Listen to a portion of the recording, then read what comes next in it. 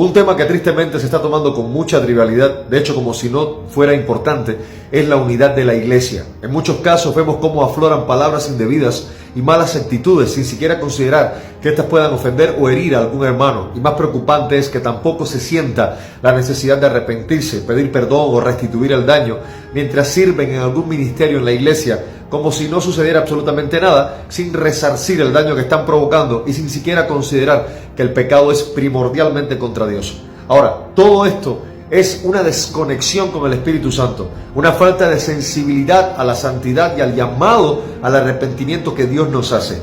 La Biblia nos enseña que la presencia del Espíritu Santo en la vida del creyente produce fruto, como el amor, la bondad, la paz, la paciencia, la benignidad, la templanza, como dice Gálatas 5, 22, 23. Sin embargo, cuando falta esta evidencia, surge la pregunta: Señor, ¿y dónde está el Espíritu Santo en ciertas personas? Porque no hay una transformación visible en su carácter. Hay que enfrentar una realidad visible, mis amados. La primera es que hay dureza del corazón y orgullo, la falta de arrepentimiento, la indiferencia ante las palabras o actitudes que hieren a los demás y la ausencia de un deseo de pedir perdón o de restaurar el daño causado son síntomas de un corazón endurecido. Jesús habló de aquellos que tienen ojos pero no ven y oídos pero no oyen, Mateo 13:15, refiriéndose a aquellos cuyo orgullo o insensibilidad espiritual les impide recibir la corrección de Dios y transformarse. El Espíritu Santo es quien nos convence de pecado, Juan 16:8. Pero cuando una persona se resiste continuamente, esa convicción puede llegar a un estado de insensibilidad donde ya no percibe la gravedad de su comportamiento. Y eso, súmele el peligro de la apariencia causada por la religiosidad sin fruto. En 2 Timoteo 3:5, Pablo advierte sobre aquellos que tendrán apariencia de piedad, pero negarán la eficacia de ella. Y es muy probable, incluso se ha vuelto hasta común, que determinadas personas participen activamente en algún ministerio, pero que carezcan de una relación profunda y transformadora con Dios. La vida cristiana verdaderamente no se trata de cumplir con actividades o servir en la iglesia, no se trata de liturgias, sino de vivir una vida rendida a Dios, reflejando a Cristo en nuestro carácter y comportamiento. Cuando no hay fruto espiritual, atención con esto, sino solamente la apariencia, la religión se convierte en una práctica vacía que carece del poder de Dios para transformar el corazón. Y para colmo, se ve la ausencia del temor de Dios. Porque el temor de Dios no es miedo, sino una reverencia y respeto profundos que nos lleva a evitar el pecado y a vivir en santidad. La Biblia dice que el temor del Señor es aborrecer el mal, Proverbios 8:13. Pero cuando las personas no muestran interés en evitar actitudes y palabras que dañan a los demás, es una señal de que falta el temor de Dios en sus corazones. Han perdido realmente la conciencia de que cada palabra es escuchada por Dios y cada acción es vista por Él, y que algún día darán cuentas de ellas, como dice Mateo 12:36. Y cuando se trata de relacionarse con los demás, nos volvemos muy selectivos hacia unos, mientras mostramos la falta de amor y la insensibilidad hacia otros, y llegamos a considerar que hay prójimos que ni siquiera entran en la categoría de hermanos, como si Cristo no hubiese ido a la cruz también por ellos, o no los hubiese perdonado, redimido y justificado para salvación también a ellos. O sea, generan una especie de elitismo dentro de la iglesia, como si alguien pudiera decirle a Cristo: Señor, salva a estos que me caen bien, no, pero a aquellos no, porque no me agradan. Por favor, la Biblia es clara en que el amor es el mayor mandamiento y que es la señal de los verdaderos discípulos de Cristo. Juan 13:35. Cuando un creyente actúa con desdén, frialdad o desprecio hacia otros y no muestra empatía ni preocupación por el daño que sus palabras o acciones puedan causar, revela una desconexión con el mandamiento de amar al prójimo. El Espíritu Santo nos lleva a considerar a los demás con humildad y a ser sensibles a su dolor, a buscar la paz y a pedir perdón cuando nos hemos equivocado. Filipenses 2, 3 y 4. Cuando se está en esta situación, es necesaria una renovación espiritual urgente. A veces es necesario volver a los fundamentos de la fe y recordar lo que significa ser discípulo de Cristo y buscar la comunión con el Espíritu Santo con sinceridad y humildad, si es que verdaderamente está convertida la persona. Dios llama a su iglesia a vivir en santidad, a arrepentirse y a depender del Espíritu Santo para que Él produzca su fruto en nosotros. En 2 de Crónicas 7:14, Dios promete: si se humillara mi pueblo, sobre el cual mi nombre es invocado, y oraren y buscaren mi rostro, y se convirtieren de sus malos caminos, yo oiré desde los cielos y perdonaré sus pecados y sanaré su tierra. Además, los hijos de Dios tenemos la promesa de poder venir confiadamente ante el trono de la gracia y buscar del oportuno socorro. Por tanto, la iglesia también tiene la responsabilidad de orar y exhortar de manera amorosa. Y cuando vemos estas actitudes en nuestras congregaciones, la primera respuesta debe ser oración, pidiendo a Dios que traiga convicción de pecado y un genuino arrepentimiento. También debemos, en amor y humildad, exhortar a nuestros hermanos a vivir conforme al Evangelio. La Biblia nos llama a exhortarnos los unos a los otros, como dice Hebreos 3:13, y a restaurar a los que han caído en pecado con un espíritu de mansedumbre y humildad.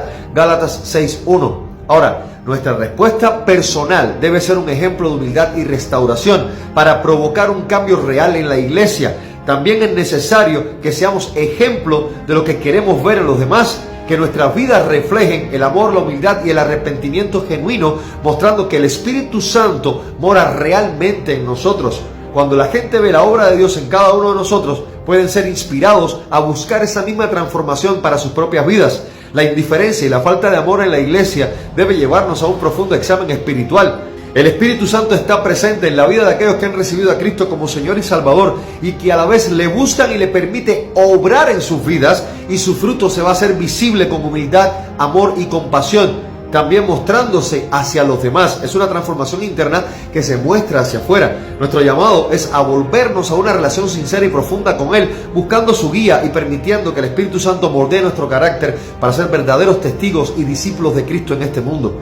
Ahora, todo esto influye en la unidad de la iglesia, lo cual es un tema fundamental en la Biblia que no puede tomarse con trivialidad, y los cristianos tenemos la responsabilidad de buscar, mantener y proteger esta unidad como parte del cuerpo de Cristo, y no andar coqueteando con palabras y actitudes personales que puedan dañar nuestra relación con la familia en Cristo, llámese la iglesia.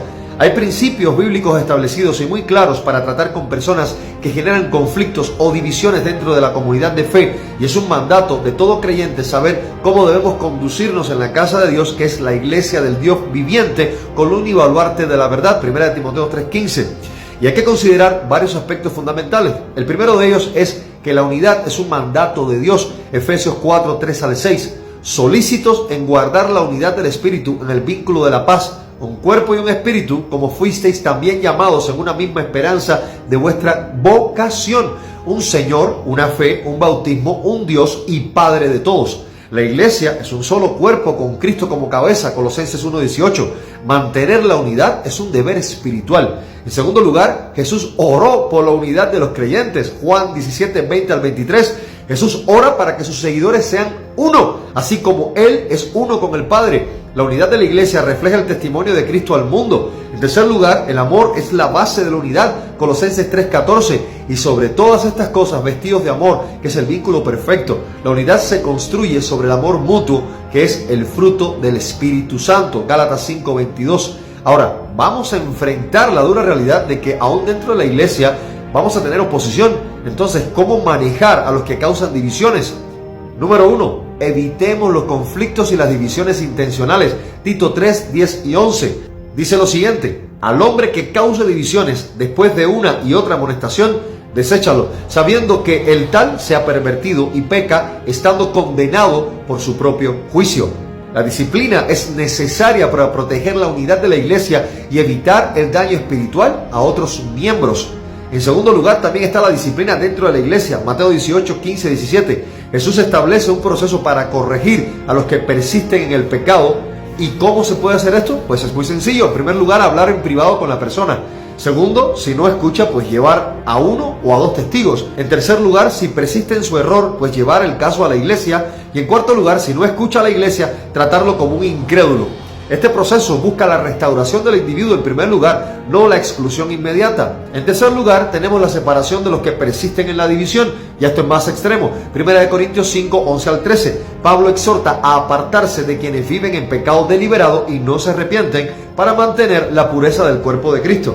Ahora, es importante que tengamos en cuenta que Jesús mismo utiliza la parábola de la cizaña para ilustrar que habrá personas no regeneradas en la iglesia, Mateo 13:24-30. Sin embargo, el juicio final para separar la cizaña del trigo corresponde a Dios exclusivamente, no a los hombres. Entonces, es responsabilidad del cristiano buscar y proteger la unidad a través del amor, la humildad y la paz. Confrontar al pecado con gracia y firmeza, siguiendo los principios bíblicos para la disciplina, y perseverar en la santidad de la iglesia, apartándose de aquellos que, tras ser amonestados, persisten en causar división. Por lo tanto, la unidad no es opcional, es una evidencia de la presencia del Espíritu Santo en acción en el cuerpo de Cristo en y con el creyente. Tratemos a los hermanos con respeto, paciencia, mansedumbre, amor, y si en algo podemos quebrantar la relación con ellos, evitemos decirlo o hacerlo. Acerquémonos con el objetivo de ayudar, apoyar, edificar, de exhortarlos en la palabra y de mostrarles amor, no de criticarlos con fundamento en nuestras ideas y filosofías. No es lo que yo pienso, lo que yo creo. No, mis amados. Mire, si no lo vamos a ayudar, no le causemos más molestias y mantengamos la unidad de la iglesia. Y como dice Efesios 5, 25 al 27, Cristo amó a la iglesia y se entregó a sí mismo por ella, para santificarla, habiéndola purificado en el lavamiento del agua por la palabra, a fin de presentársela a sí mismo una iglesia gloriosa, que no tuviese mancha ni arruga ni cosa semejante, sino que fuese santa y sin mancha. Mis amados, paz, gracia y misericordia de Dios sea con todos ustedes. Que el Señor le bendiga.